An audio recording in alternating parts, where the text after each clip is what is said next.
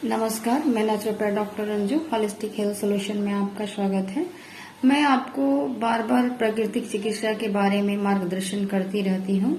इसका मुख्य उद्देश्य है कि आने वाले समय में आपके शरीर में इम्यूनिटी बूस्टअप करने के लिए और भी कोई माध्यम नहीं होंगे प्रकृति के सिवाय, क्योंकि अपने भारत में जो आईटी सेक्टर का डेवलपमेंट हो रहा है और उसकी आपके लाइफ के साथ नीड है, इसके बिना आप आगे अपने जीवन को अपॉर्चुनिटी को सरवाइव नहीं कर पाएंगे।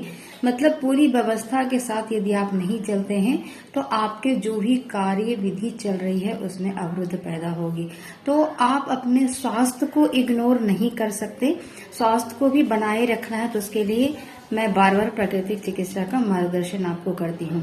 प्राकृतिक ने जो अपना प्राकृतिक का स्वरूप दिया है, जो प्रकृति की दिनचर्या है, ब्रह्म मुहूर्त में उठना है, जल्दी सोना है, अच्छे से भोजन आहार, दैनिक दिनचर्या, व्यायाम, ये आपके जीवन में लागू होना चाहिए। तो आगे आने वाले हर कठिन परिस्थिति में आपका शरीर रेडी रहेगा इम्यून मजबूत रहने से। यदि आप प्रकृति के विरुद्ध चलते हैं तो क्या क्या परेशानियां आती हैं, जैसे मैं आपको बताती हूँ। ब्रह्म मुहूर्त की बात है, अगर आप सूर्योदय के बाद उठते हैं तो ब्लड हीट होगा, ईचिंग होगा, स्किन से रिलेटेड सभी प्रकार की बीमारियां आपको होगी। दूसरा, आपका नेवल चक्र हीट होगा, उसके जो मूवमेंट है वो गड़बड़ हो जाएंगे। जो नेवल चक्र आपके नाभि स्थान है उसको डिस्प्लेस होने का चांस होता है और डिस्प्लेस होने के बाद ही आप सदा पेट के रोगी बने रहेंगे। तो इसलिए प्राकृतिक चिकित्सा में जो ब्रह्म मुहूर्त में जागने और जल्दी सोने की जो बात कही गई है उसका शरीर के साथ संबंध है। इसलिए बार बार ये बातें कही जाती हैं। सूर्य उगा है तो आपको उससे पहले जागकर उसका दर्शन करना है। जिस प्रकार सूर्य उगा आपके शरीर में वैसे ही शक्ति का प्रवाह होना शुरू होता है सूर्य की रोशनी से। और सूर्य का अस्त होने का मतलब है अब आप रिलैक्स में चले जाइए। दिन भर काम किया और अब सूर्य अस्त हो गया, बॉडी को रिलैक्स छोड़ दीजिए।